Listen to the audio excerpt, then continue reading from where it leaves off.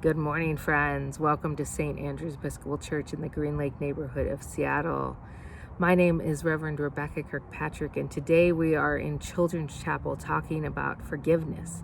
Specifically, our story comes from Jesus in the Gospel of Matthew, chapter 18. I'm going to read it now. Jesus says, "If another member of the church sins against you, go and point out the fault when the two of you are alone. If the member listens to you, you have regained that one. But if you are not listened to, take one or two others along with you, so that every word may be confirmed by the evidence of 2 or 3 witnesses. If the member refuses to listen to them, tell it to the church.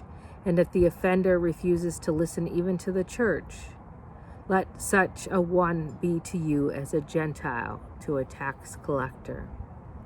Truly I tell you, whatever you bind on earth will be bound in heaven, and whatever you loose on earth will be loosed in heaven." That's kind of a complicated passage from Matthew, isn't it? Basically saying that we need to be more forgiving, that we mess up sometimes, and sometimes we hurt people, and people hurt us. Sometimes we fall short of God's glory. It happens to all of us. The fact that it happens doesn't mean that we are bad people. It does mean that we have some work to do to repair the relationship or to offer forgiveness. And that's what our story today is all about. It's by a bishop named Archbishop Desmond Tutu and some of his friends who wrote a book called God's Dream about creating the kingdom of heaven here on earth. What does the kingdom of heaven here on earth look like? Well, it looks like love. It looks like when we are being the best to each other, when we are behaving in ways that give life to one another.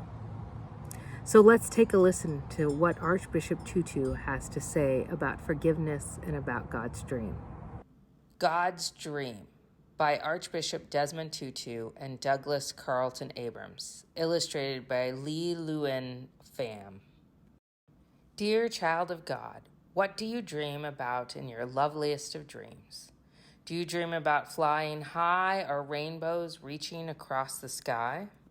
Do you dream about being free to do what your heart desires, or about being treated like a full person no matter how young you might be? Do you know what God dreams about? If you close your eyes and look with your heart, I am sure, dear child, that you will find out. God dreams about people sharing.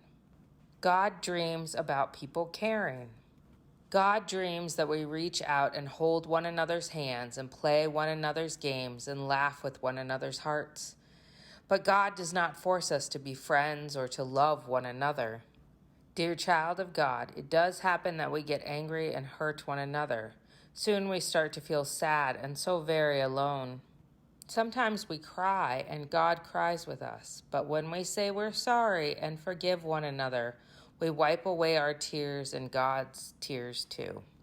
Each of us carries a piece of God's heart within us, and when we love one another, the pieces of God's heart are made whole. God dreams that every one of us will see that we are all brothers and sisters. Yes, even you and me, even if we have different mommies and daddies or live in different faraway lands. Even if we speak different languages or have different ways of talking to God, even if we have different eyes or different skin. Even if you are taller and I am smaller, even if your nose is little and mine is large. Dear child of God, do you know how to make God's dream come true? It is really quite easy. As easy as sharing, loving, caring, as easy as holding, playing, laughing, as easy as knowing we are family because we are all God's children. Will you help God's dream come true? Let me tell you a secret. God smiles like a rainbow when you do. The end.